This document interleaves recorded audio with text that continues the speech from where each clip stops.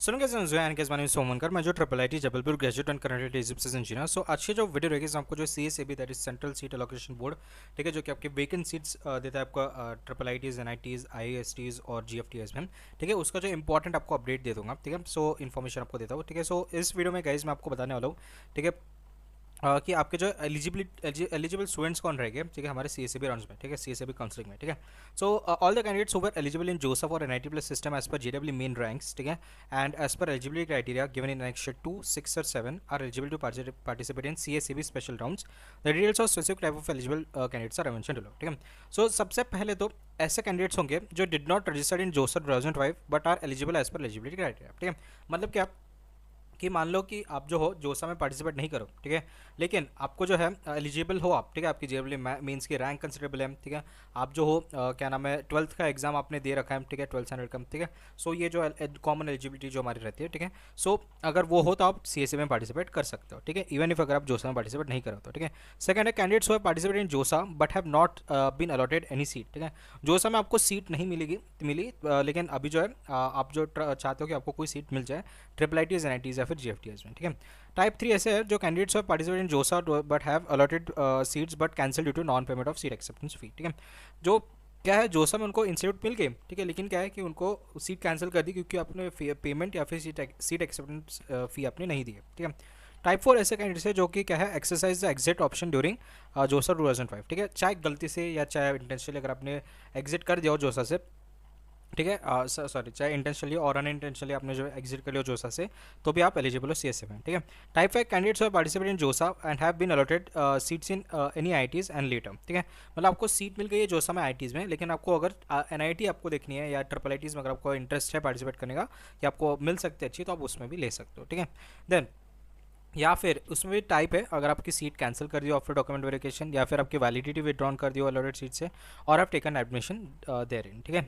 सो ये भी आप कर सकते हो, ठीक है। देन टाइप 6 है, ठीक है, मतलब आपने एडमिशन ले भी लिए तो भी आप सी एस सी बी में पार्टिसिपेट कर सकते हो, ठीक है। देन रिफंड का लेकिन थोड़ा चक्कर रह सकता है, ठीक है, मैं आपको वो भी इसका भी आपको बता दूंगा, ठीक है। टाइप 6 ऐसे कैंडिडेट्स हु पार्टिसिपेट इन जोसा and have been allotted seat in NIT system and have already secured admission at the allotted institute by paying seat acceptance fee and partial admission fee, ठीक है। इसका मतलब क्या है कि आपको जोसा में N I T plus that is N I Ts, triple I Ts, G F T S, I I S Ts में आपको अलॉट हो गई थी, ठीक है, आपने फी भी भर दी है सारी, ठीक है, तो वो भी एलिजिबल है सी एस में। टाइप 7 ऐसे कैंडिडेट्स हुआ पार्टिसिपेट इन जोसा and have been allotted seats in N I T plus system and later they have validly withdrawn from the allotted seats, ठीक है। अगर आपने विड्रॉ कर दियो, ठीक है, लाइक सीट, ठीक है, मिलने के बाद भी तभी भी आप पार्टिसिपेट कर सकते हो, ठीक है।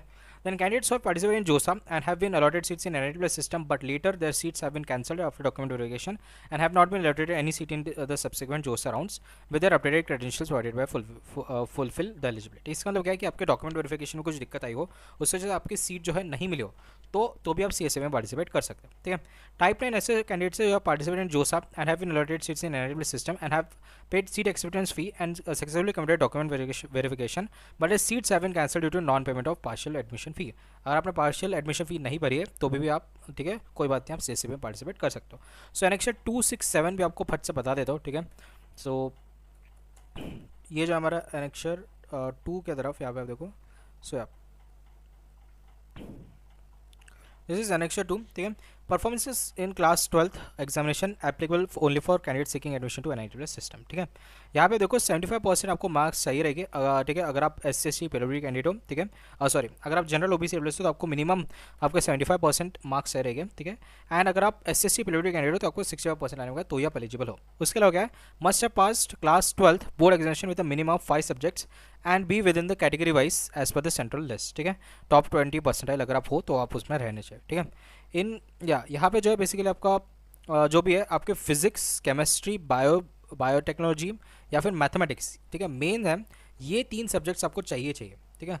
ध्यान रखना अगर आपका फिजिक्स है, ठीक है, केमिस्ट्री है और बायोलॉजी है तो आप एलिजिबल नहीं हो, ठीक है। लेकिन अगर आप फिजिक्स, केमिस्ट्री या बायोलॉजी हो या मैथमेटिक्स हो तो चलेगा, और लैंग्वेज वगैरह जो भी सब्जेक्ट हो तो ही आप एलिजिबल। मैथ्स होना ज़रूरी है, ठीक है।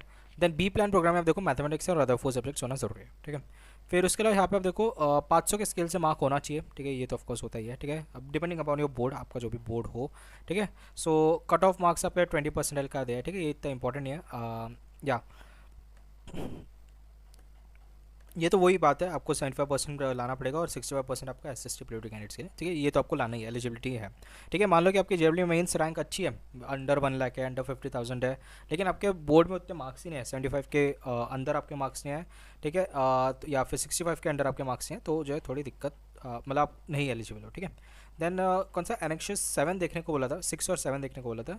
6 में क्या है कि class 12 final examination of 10 conducted by central और state board recognised by association of Indian universities, intermediate 2 year by board of university, ठीक है। फाइनल कोर्स वो सेकेंड ईयर पब्लिक, ठीक है। यही बता रहा है बेसिकली आपकी कि आप कोई भी सीबीएसई या स्टेट गवर्नमेंट जो भी लाइक कॉलेज बोले, स्कूल से आप पास आउट हो, ठीक है, आप वहाँ से लाइक अच्छे से पास हो, मतलब it what I am saying is that you are eligible by passing that marks, ठीक है। आपकी जो कोई डिस्क्रिपेंसी नहीं रही हो बोर्ड में, ठीक है, आपको चीटिंग वगैरह के इसमें नहीं पकड़ गए हो, ठीक है, आपके जो एकदम लेजिटिमेट हो, आपने जो 11th 12th आपने पास आउट करा है, तो ही आप एलिजिबल हो, ठीक है। एंड एनेक्स 7 में भी बेसिकली आपको कुछ दे नहीं रखा है, ठीक है, फॉरेन नेशनल्स और OCI और PIO कैंडिडेट्स के लिए, ठीक है, ये आपके लिए बेसिकली नहीं है, ये इंटरनेशनल कैंडिडेट्स के लिए, ठीक है। सो यही थी गाइस आज की वीडियो, होप आपको वीडियो पसंद आ गया। अगर आपको वीडियो पसंद है तो please like share subscribe channel. मिलते हैं नेक्स्ट वीडियो में, तब तक के लिए टाटा बाय बाय।